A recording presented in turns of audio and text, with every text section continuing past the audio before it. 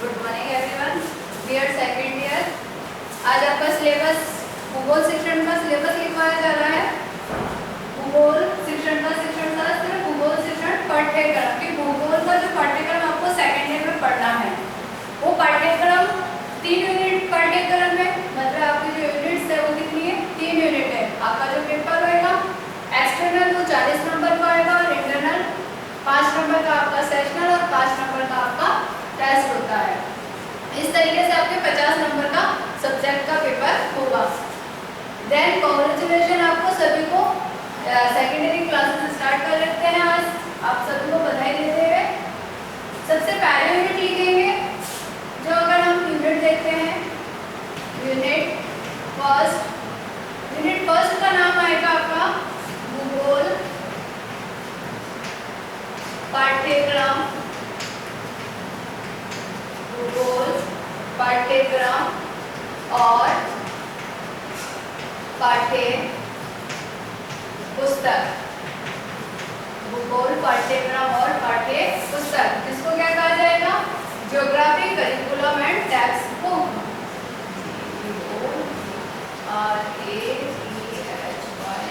Geography curriculum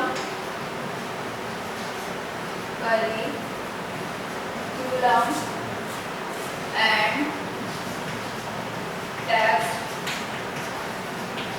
book.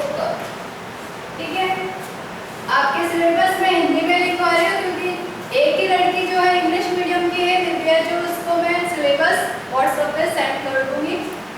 English का syllabus जो है तो मैं इसलिए सभी के लिए हिंदी में ही सिलेबस लिखवाती हूँ कि सबसे पहले भूगोल का जो पाठ्यक्रम है कि भूगोल का पाठ्यक्रम कैसा होना चाहिए और भूगोल के पाठ्य पुस्तकों के लिए क्या क्या आवश्यकता होनी चाहिए, पाठ्य पुस्तक में कौन से चैप्टर होने चाहिए नहीं होने चाहिए, कौन सी विषय वस्तु इंक्लूडिंग है या नहीं है, पाठ्य पुस्तक कितनी काम आती है ज्योग्राफी के अंतर्गत, ये सारी चीजें उसके अंतर्गत बताई गई है।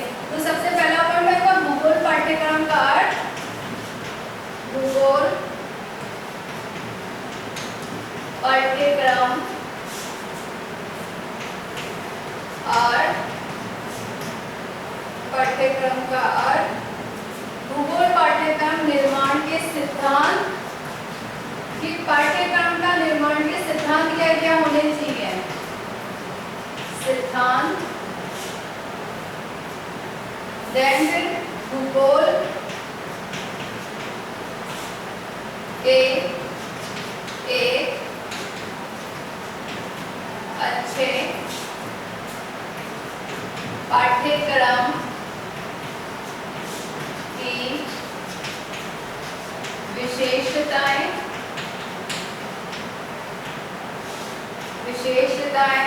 फिर भूगोल पाठ्यक्रम भूगोल के पाठ्यक्रम के विश्लेषण के लिए मानदंड मतलब भूगोल शिक्षण का पाठ्यक्रम कितना होना चाहिए, उसका पाठ्यक्रम निर्माण के सिद्धांत कौन कौन से होने चाहिए, किस आधार पर पाठ्यक्रम का निर्माण हमें करना चाहिए। वो एक भूगोल के एक अच्छे पाठ्यक्रम की विशेषता है कि भूगोल का पाठ्यक्रम किस तरीके से बहुत अच्छा बना सकते हैं। फिर भूगोल के पाठ्यक्रम विश्लेषण के मानदंड कि हमने जब भूगोल का पाठ्यक्रम निर्माण कर दिया, बना दिया, तो कितना सही है कितना गलत है, उसमें से कितनी चीजें हटानी है नहीं हटानी है, ये सारी चीजों का हमें मानदंड के आधार पर विश्लेषण करना चाहिए कि भूगोल का जो पाठ्यक्रम हमने निर्धारित करा है, बनाया है, वो बालकों के स्तर के अनुकूल है या नहीं है, बालक उस विषय वस्तु को कितना समझ पाएंगे नहीं समझ पाएंगे, ये सारी ही चीजों को हमें समझाने का तरीका, इसलिए उसका मानदंड। दूसरा पॉइंट है राजस्थान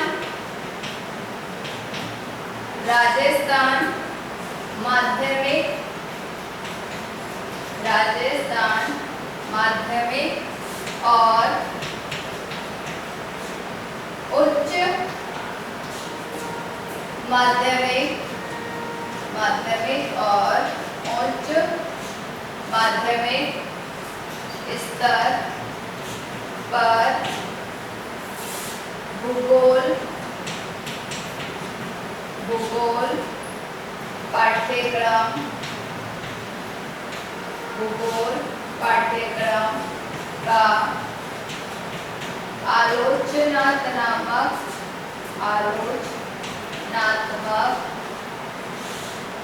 विश्लेषण,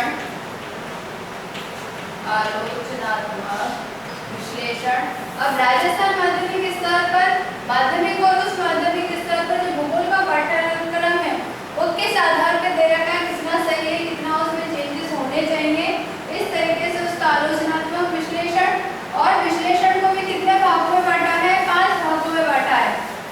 पूर्व प्राथमिक स्तर पर अगर पढ़ाया जाए, सपोज आपको ध्यान होना चाहिए कि जो भूगोल है, विषय है, इसका ज्ञान कक्षा तीसरी से दिया जाता है।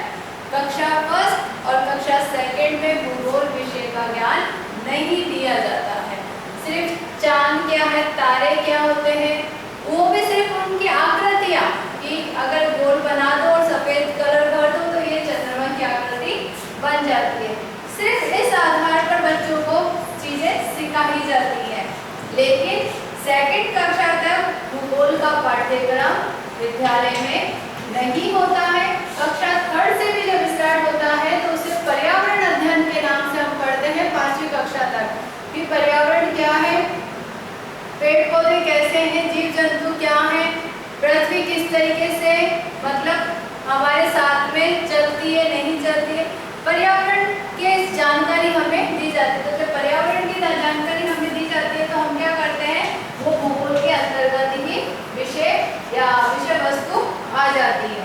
तो पूर्व प्राथमिक स्तर पर कविताओं के, कहानियों के माध्यम से चंद्रमा, सूरज और पृथ्वी, इन सारी चीजों की सिर्फ आकृतियों का ज्ञान दिया जाता है।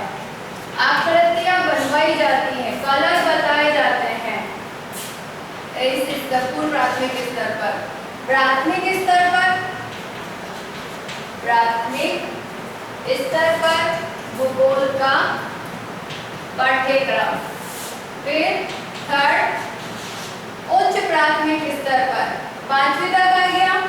उच्च प्राथमिक स्तर, यहाँ पर पूर्व प्राथमिक स्तर पर तो किस तरीके से भूगोल को पढ़ाया जाएगा, सिर्फ सूरज, चंद्रमा, तारे, इनकी जो कहानियां या कविताओं में या कविताओं के माध्यम से सिर्फ इसका ज्ञान दिया जाता है।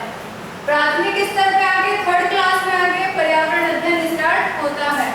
उच्च प्राथमिक स्तर 8th क्लास में आगे हमारा सामाजिक अध्ययन हो जाता है, और माध्यमिक स्तर पर आगे क्या हो जाता है, सामाजिक विज्ञान।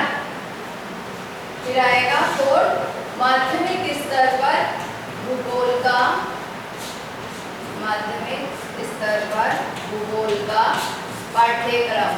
जब माध्यमिक स्तर पर भूगोल का पाठ्यक्रम आ जाता है तो क्या होता है, हम कई सारी, पृथ्वी कैसी, अक्षांश देशांतर रेखाएं क्या है, बहुत सारी चीजों की जानकारी हमें और ज्यादा आगे बढ़ जाती है। क्योंकि उच्च प्राथमिक 8th क्लास तक ही हम पृथ्वी, अक्षांश देशांतर रेखा, मानचित्र, रूट चिन्ह, जलवायु, कृषि, वर्षा, इन चीजों के बारे में पढ़ लेते हैं। और माध्यमिक स्तर पर आकर उसका पाठ्यक्रम और बढ़ जाता है। और उच्च माध्यमिक स्तर पर आकर क्या हो जाती है, ज्योग्राफी एक अलग हो जाती है, एक अलग विषय बन जाता है। उच्च माध्यमिक स्तर पर भूगोल का पाठ्यक्रम मतलब ऐच्छिक विषय के रूप में फिर ज्योग्राफी हमें पढ़ने को मिलती है, जिसमें हम भूगोल को बहुत अच्छे तरीके से, कि किस तरीके से पृथ्वी का, हम ये कह सकते हैं पृथ्वी बनी है, पहले महाद्वीप कैसे बने, 7 महाद्वीप की यूरेशियन प्लेट और तैथिस सागर के पास में जब यूरेशियन प्लेट और वो टकराए तब हमारे 7 महाद्वीप, क्योंकि पहले जो दक्षिण एरिया था वो दक्षिण में ना होके पूर्वी एरिया में था। तो इस तरीके से हमें बहुत सारी जानकारियां यहाँ पर उस माध्यमिक स्तर पर आकर भूगोल के पाठ्यक्रम की मिल जाती है। तो 5 स्तर पर राजस्थान माध्यमिक स्तर पर भूगोल का पाठ्यक्रम है। थर्ड पॉइंट है यूनिट फर्स्ट का ही भूगोल की पाठ्य पुस्तक की अवधारणा कि भूगोल की पाठ्य पुस्तक किस तरीके से होनी चाहिए। महत्व, आवश्यकता जो पड़े पाठ्य पुस्तकों की, आवश्यकता क्योंकि भाई भूगोल है, नेचर से संबंधित है, हम वन में भ्रमण के माध्यम से इसकी जानकारी ज्यादा ले सकते हैं। फिर पाठ्य पुस्तकों की आवश्यकताएं क्यों पड़ी, फिर भूगोल के उत्तम पाठ्य पुस्तकों का चयन, भूगोल की उत्तम पाठ्य पुस्तकों का चयन, फिर पाठ्य पुस्तक का सदुपयोग कैसे करें,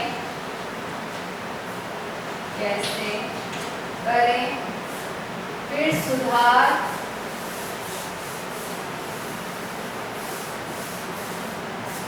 फिर आगे इसमें आएगा कैसे करें, फिर भूगोल की अच्छी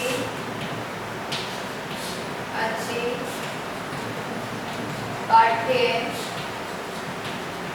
पुस्तक के लाभ, फिर सुधार, कि अगर कोई गलती है तो उसमें सुधार किन आधार पे होना चाहिए, और लास्ट में मूल्यांकन, पाठ्य पुस्तकों का मूल्यांकन आपका फर्स्ट ईयर वाला नहीं, पाठ्य पुस्तकों का मूल्यांकन किस आधार पे होना चाहिए। फिर लास्ट फोर्थ पॉइंट, कार्य पुस्तकें, भूगोल की, अब बताओ पाठ्य पुस्तकों और कार्य पुस्तकों में क्या डिफरेंसेस होता है। जब आपको सिलेबस में पढ़ाना स्टार्ट करेंगे तो बताएंगे कि पाठ्य पुस्तक क्या होती है, कार्य पुस्तकें क्या होती है। भूगोल की कार्य पुस्तकें महत्व, आवश्यकता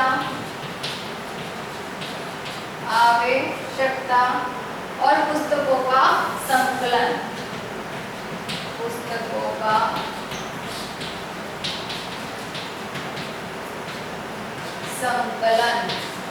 ठीक है। ये है आपके यूनिट फर्स्ट। अब आपकी यूनिट सेकंड आती है। यूनिट सेकंड आपकी दृश्य श्रव्य सामग्रियों से रिलेटेड है पूरी। यूनिट का नाम ही क्या है, यूनिट सेकंड भूगोल में अधिगम संसाधन, भूगोल में अधिगम संसाधन क्या कहेंगे, learning resources in geography, LEAR, learning resources RESOURCES in GEOGRAPHY,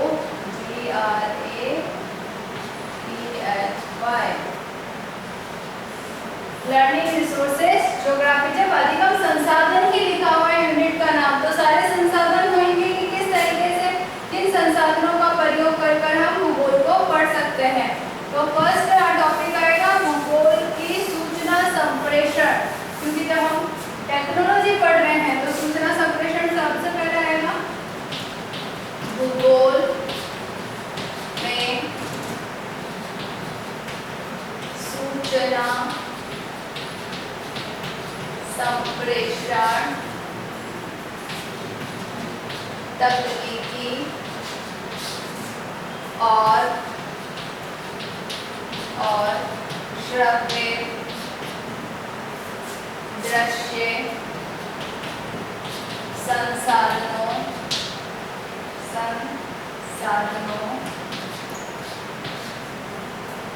का उपयोग, जितनी भी टेक्नोलॉजी है उसका उपयोग हम किस तरीके से कर सकते हैं। उपयोग, उपकरणों के उपयोग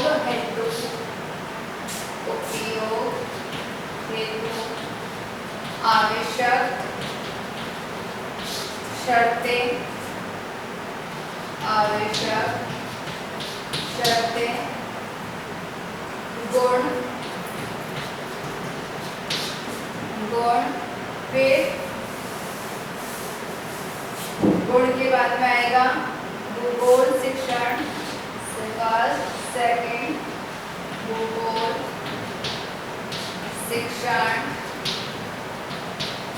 में संप्रेषण, संप्रेषण उपकरणों, उपकरणों एवं श्रव्य दृश्य, श्रव्य दृश्य सामग्री, सामग्री का प्रभाव, प्रभाव व उपयोग विधि, उपयोग विधि। मतलब भूगोल शिक्षण में संप्रेषण में उपकरण दृश्य श्रव्य सामग्री का प्रभाव और उपयोग विधि में प्रभाव तो पड़ेगा। जब हम कोई टेक्नोलॉजी हम प्रोजेक्टर लगा के बच्चों को पढ़ाते हैं तो बच्चे क्या होता है उसको बड़े ध्यान से देखते हैं। ध्यान से क्यों देखते हैं? क्योंकि उनको एक अलग चीज लिखने में आती है। एक हम लोग जाकर ब्लैक बोर्ड पे लिख के पढ़ा रहे हैं और एक हम किसी दिन प्रोजेक्टर पे पढ़ा रहे हैं, तो इफेक्ट किसका ज्यादा पड़ेगा? जो डेली पढ़ा रहे हैं उसका। मतलब डेली हम रोज हम दाल रोटी खा रहे हैं और किसी दिन हमने पनीर खा लिया, तो इफेक्ट किसका अच्छा लगेगा? हमें पनीर का अच्छा लगेगा, ऑब्वियस बात है, क्योंकि वो पेपर्स कभी कभार खाने को मिल रहा है। तो उसी तरीके से अगर हम टेक्नोलॉजी का प्रयोग करते हैं अपने विशेष शिक्षण सामग्री उसको शिक्षण को कराता है अध्यापक, तो उसका प्रभाव इफेक्टेड होएगा। अब दृश्य सामग्री, दृश्य सामग्री में हम पढ़ेंगे शामपट, फिर एटलस, चार्ट, ग्लोब, डायग्राम,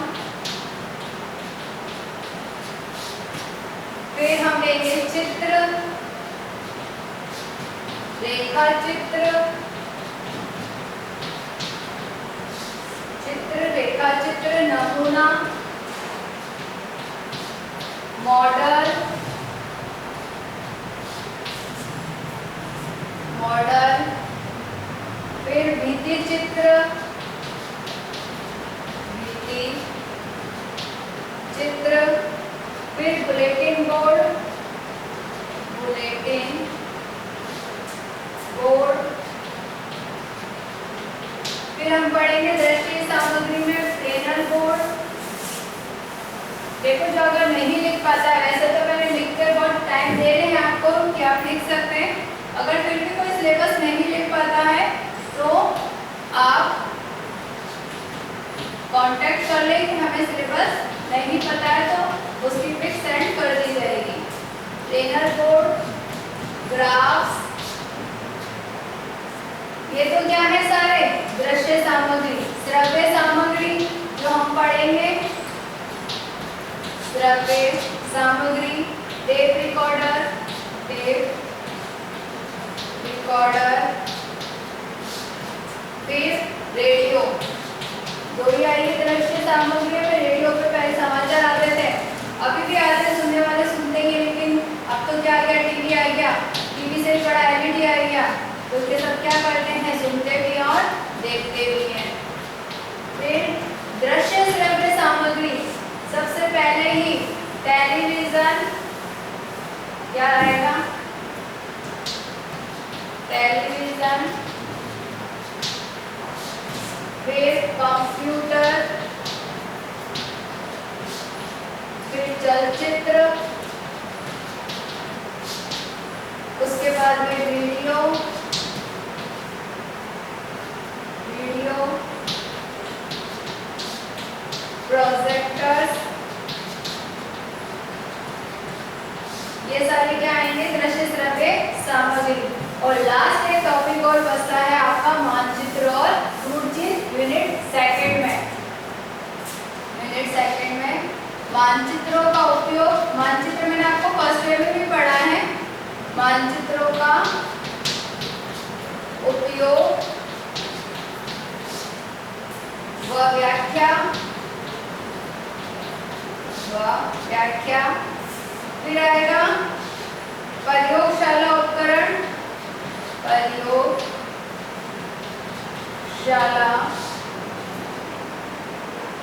प्रयोगशाला व उपकरण।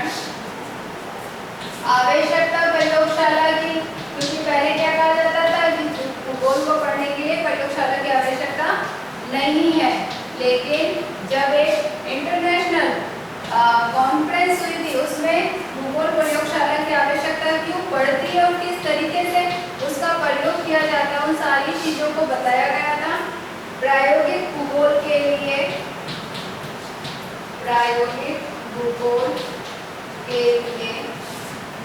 आवश्यक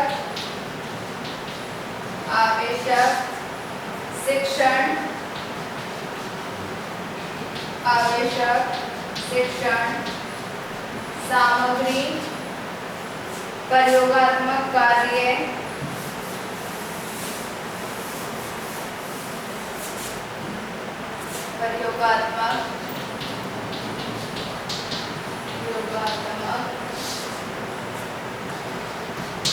कार्य के उद्देश्य व प्रकार।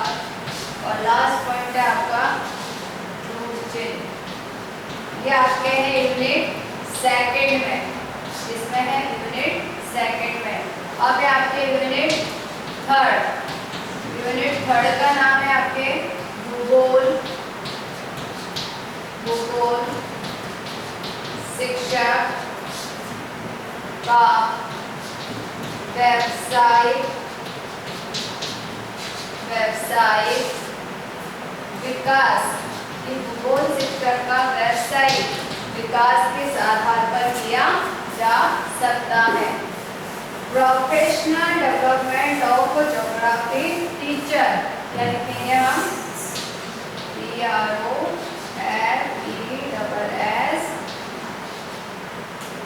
PROFESSIONAL professional development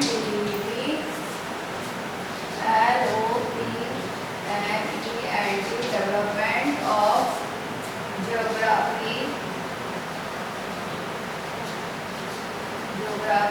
teacher, CHERS, development of geography teacher इसके अंतर्गत आएगा।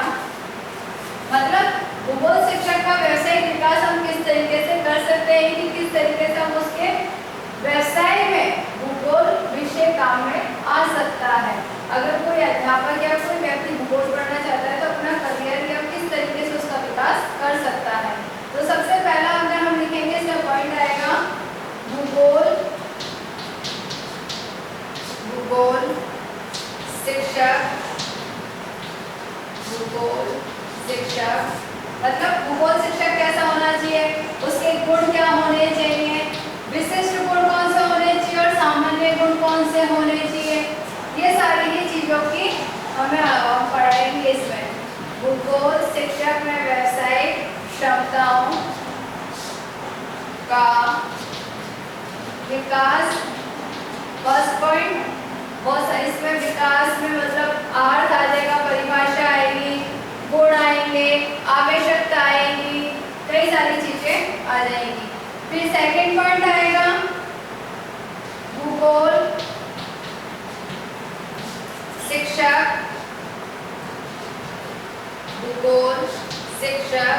के व्यावसायिक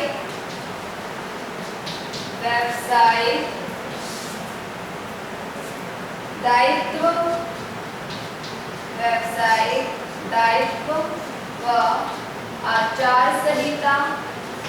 कि एक अध्यापक होने के नाते और भूगोल का अध्यापक होने के नाते क्या क्या भूगोल शिक्षक के दायित्व होते हैं। फिर तीसरा पॉइंट आएगा, थर्ड पॉइंट, यूनिट थर्ड का नाम है भूगोल शिक्षक का व्यावसायिक विकास। ठीक है, first point, second point, point third, शिक्षकों के व्यावसायिक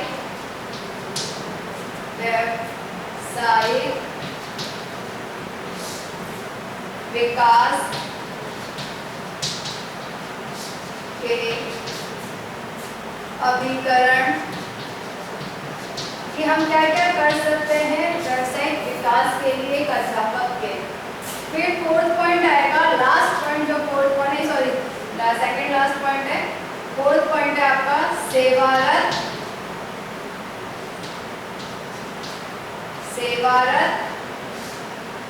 शिक्षा। आपने थर्ड पेपर की 5th यूनिट में सेवारत शिक्षा और ये सारी चीजें पढ़ी थी, उसी का ही मैटर इसमें वापस इंक्लूड होएगा। सेवारत शिक्षा कार्यक्रम का महत्व, फिर हम पढ़ेंगे इसमें महत्व के बाद में पढ़ेंगे सेमिनार कि सेमिनार क्या होता है, कॉन्फ्रेंस जो होती है किसी भी एक टॉपिक को लेकर, समस्या को लेकर। सेमिनार कार्यशाला में सहभागिता किसकी सहभागिता, शिक्षक की सहभागिता। गृह परिचर्चा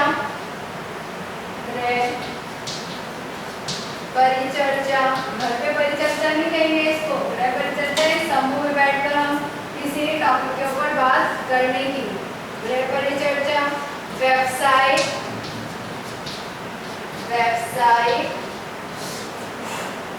संगठन में सदस्यता,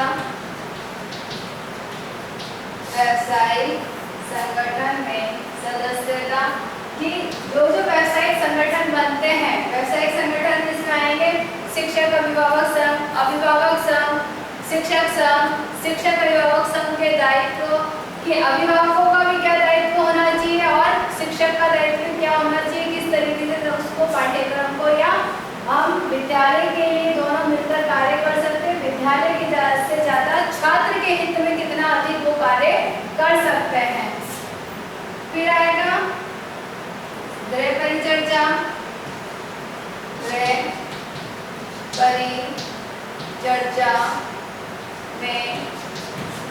सहभागिता, परिचर्चा में सहभागिता।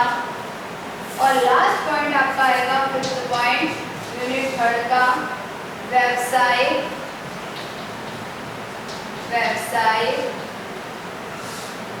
संगठन कि व्यावसायिक संगठन और कौन कौन से होते हैं या किस तरीके से वो कार्य करते हैं, व्यावसायिक संगठन। और लास्ट पॉइंट आएगा जर्नल्स, मतलब जो पत्र पत्रिकाएं आती हैं, जर्नल्स या इसको लिखेंगे पत्र पत्रिकाओं का महत्व, मतलब जितनी भी पत्र पत्रिकाएं आती हैं भूगोल से रिलेटेड, कोई अखबार आया, न्यूज़पेपर में भी क्या हुआ, ज्योग्राफी से रिलेटेड कोई भी एक सूचना आ रही है या ग्लोबल वार्मिंग से रिलेटेड आ रही है, कोई भी एक टॉपिक किसी भी टॉपिक से रिलेटेड आ सकती है। तो वो पत्र पत्रिकाओं का महत्व कितना होता है पाठ्यक्रम को या भूगोल शिक्षण को बढ़ाने में या उसको अधिक से अधिक समझने के लिए। तो ये है आपका 3 यूनिट आधारित भूगोल शिक्षण का पाठ्यक्रम, जिसमें आपके यूनिट कितनी दे रखी है, 3 दे रखी है। फर्स्ट यूनिट में अपन क्या पढ़ेंगे, भूगोल का पाठ्यक्रम और पाठ्य पुस्तकें। सेकेंड यूनिट में हम सारी टेक्नोलॉजी से रिलेटेड लर्निंग अधिगम संसाधन पढ़ेंगे कि अधिगम संसाधनों का प्रयोग करते हुए हम अपनी विषय वस्तु को कितनी प्रभावशाली एक शिक्षक बना सकता है। और लास्ट 3rd यूनिट में हम पढ़ेंगे भूगोल का व्यावसायिक शिक्षा विकास का संगठन की भूगोल को व्यावसायिक रूप में उसका विकास किस तरीके से किया जाता है, कौन कौन से कार्य हमें करने चाहिए। इस आधार पर हम क्या करेंगे, तीनों यूनिट पढ़ेंगे। तो आपको तीनों यूनिट लिखवा चुके हैं, घर पे रहिए, सुरक्षित रहिए, जब भी घर से बाहर जाए मास्क लगा